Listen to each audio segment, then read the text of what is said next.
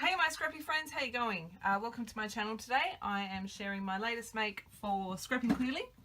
I have jumped back into the Boys Rule PhotoPlay Boys Rule collection. I am scrapping these two photos today. As you can see, this one is one of my husband's finger. He had an altercation with a table saw. And then this one is my children at the hospital. The story that I want to tell is about them more so than that. I don't know how I'm going to document that yet because I can't look at the gross photos. Anyway, what inspired me to tell this story was these two stickers here: support the wildlife, raise little boys, and boys will be boys. I had a quick look at the sticker sheet. I also found Let's Play, You Are My Greatest Adventure. These three stickers, not things, came from a Pink Fresh collection. So yeah, I'm going to tell the story about even while we were in hospital, you know, worried about Daddy's finger not working properly ever again. We still are little boys and act a bit crazy. So that's the story I'm going to tell. This is as far as I've gotten with my planning. I'm thinking maybe some white cardstock. So I hope you enjoy. And away I go. So first I've got my white cardstock here, and I'm literally just tearing a few strips of my pattern papers. So the one with all the stars on it is called Seeing Stars. The one with the spots is, I think, My Boy. No, the one with the spots is Smash Bang, and the one with the triangles is My Boy. Yeah, that's correct. Yes. So I'm just making the tears how I like them. I'm being a bit fussy. I did want some of all of those patterns to come through, and you will notice that I kind of tore the paper one way or then flipped it and tore it the other way, just because I knew that I wanted that white edge to come through, and I can never remember which way to tear it to get the edge that I want. So it's trial and error. So you can see I've just stuck those bits of pattern paper down. I'm not sure where I've gone to. Oh, sorry. I don't normally leave this in. Here I am. I'm just going to trim my photos down, leaving a little bit of a white border on both of them. As I mentioned, I am scrapbooking these two photos. They're a tiny bit smaller than 4x4. As you can see, one is my boys being crazy, and the other is, I'm really sorry if that is grossing anyone out, but that's the worst that I'm going to share on YouTube, I think. So my husband managed to put his index finger through a table saw last July while he was doing some work for our little side business boxes. He was doing something really stupid and he knows it. Needless to say, since he's been back out there, he has not done anything stupid and will not do anything stupid like that again. So though I am yet to document that story, the photo of my boys, you can see they're just being crazy. They're just being themselves. They're just being boys.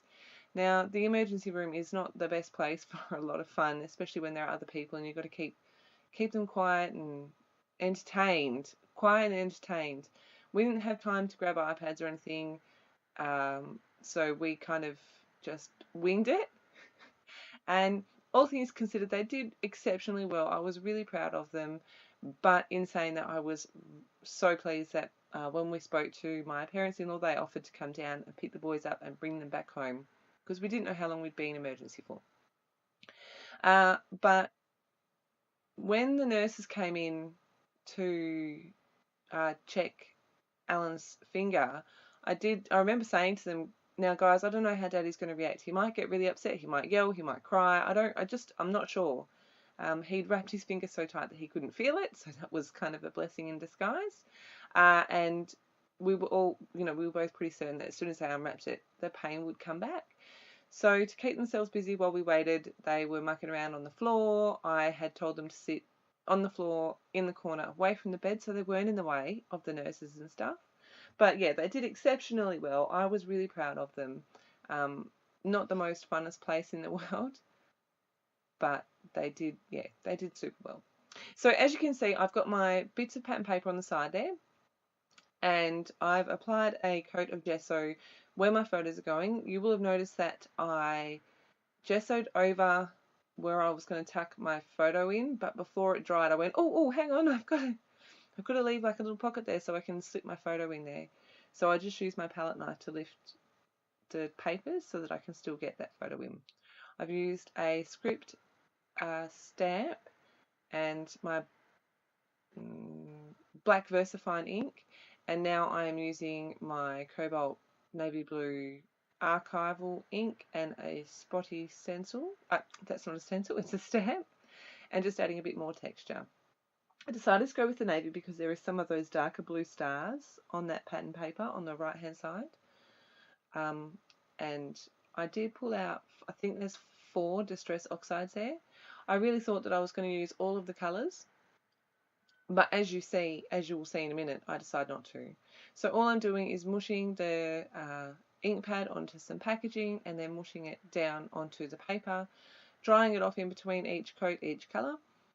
The first colour I used was Squeezed Lemonade, and then this colour is Spiced Marmalade. Adding a bit of water and smushing it down. So at this point I went, I really like the contrast of this yellow and orange. Maybe I'll just stick to those 2 colours. So that's exactly what I decided to do. I stayed with those 2 colours. I felt that pop of orange down the middle and the pop of yellow, I really like it, and I thought that I would highlight that a bit more with these colours. I do end up bringing some of that darker blue over to the left hand side as well, just to balance it off a bit. But that is my background almost done. It's not quite. I'm just going to pop all my bits back down. As I mentioned, I had all these stickers, which is what inspired this page. So just laying those out, making sure I'm happy with them. I used my ink pad again to get some splatters and my fan brush, and I find it quite strange. The lighter colours of the Distress Oxide, when you splatter them on, they fade into the colour. But the big splatters, like the darker colours, so the Spice Marmalade, that didn't just sink into the colour. It's weird, but that's part of the reason why I've gone back in with my big ink droplets. And you can see I've just loaded up that paintbrush with a stack of ink and mortar, and I'm just dripping from really high, squeezing my paintbrush to get the big splatters, if you're not sure how to do it. And yes, you do get inky, messy hands, but I'm totally fine with that. I have been known to do the same with black gesso. In fact, I've got a process video coming up doing just that. So I'm coming in with the Spice Marmalade, doing the exact same thing. And this is where I decided to add in the blue. I'm using Faded Jeans, and again, that same paintbrush, but I decided I wanted smaller splatters. Now, again, I don't really understand how this worked. All of that colour in the background was dry, like it was completely dry. But for some reason, it sunk into the yellow and changed the colour, made it green. I just wanted to show you here, this page you've probably seen a few times. I'm just wiping my excess paint, excess ink, all that kind of stuff onto it. I decided to add some threads. I've got a navy blue and it's not lime green, it's more bright green. It kind of is lime green, but it matches the green stars in that paper. So again, I'm going to lay all my pieces out. Wasn't sure where I wanted that one, but I like the balance it brings. It brings that diagonal into play. I'm going to pop up this piece. This one says, oh, I forgot. It says,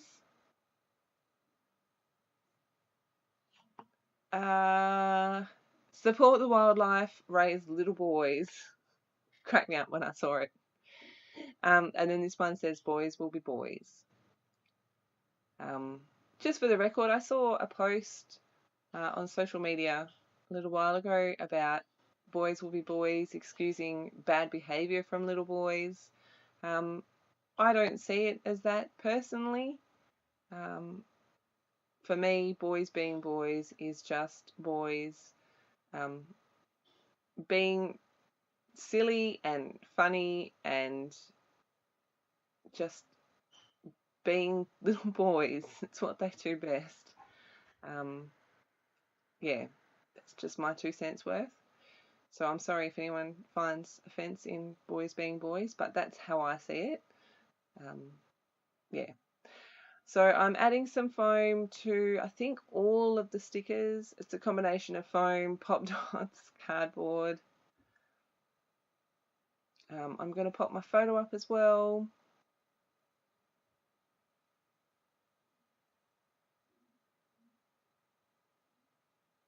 And because I am working on mixed media with the gesso and the ink and stuff, I'm going to use wet glue to stick it all down.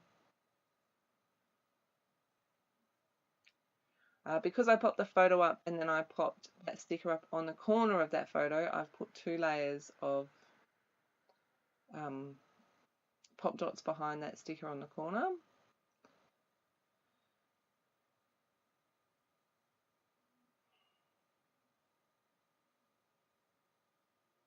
So if anyone else has those word stickers from Pink Fresh Studio, I do not recommend putting them on wax paper and then trying to get them off again.